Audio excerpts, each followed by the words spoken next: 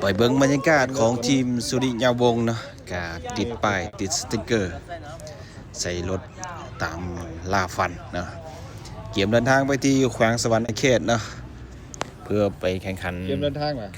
ในรายการบาเตะชิงขันพระราชทานนายกรัฐมนตรี 2025-2026 นะเป็นรอบ8ทีมสุดท้ายเนาะ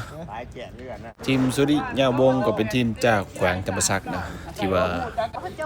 ผลงานรอบคัดเลือกสามารถชนะ2นัดรวดนะผ่านเข้ามารอบนี้อย่างสดใสกันเลยเนาะ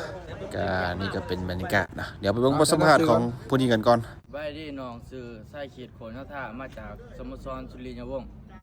ทีมบวกเข้ากับได้ชนะ2นัดรวดไปแข่งอยู่ที่สวรรค์บวกกับทีมทหารแข่งสวรรค์เขตประมาณนั้นในพวกเขาสิเก็บชัยชนะให้ได้แล้วเขาไปในรอบ4ทีมสุดท้ายพาเพื่อนบ้านเชียร์ทีมสุริยาวงศ์เด้อบรรยากาศขึ้นรถเนาะเดินทางปลอดภัยนะในตอนเช้าของมื้อนี้เข้ามังกร2026ก็ออกเดินทางไปที่ห้อยเนาะทีมสุริยาวงศ์เนาะที่1ของกลุ่มเนาะจะไปพบกับทางด้านทีมทหารแขวงสวรรณเขตเนาะในนามเจ้าภาพนะทีมทหารแขวงสวรรณเขตก็ได้ที่1ของกลุ่มเช่นเดียวกันเนาะแต่ว่า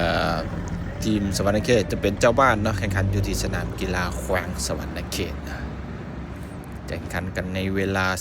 15:00 ของวันที่10มังกร2026มื้ออื่นเนาะอันนี้ก็เป็นตารางรอบ8ทีมสุดท้ายนะเดี๋ยวก็ทาเบิ่งผลงานกันแล้วกันเนาะ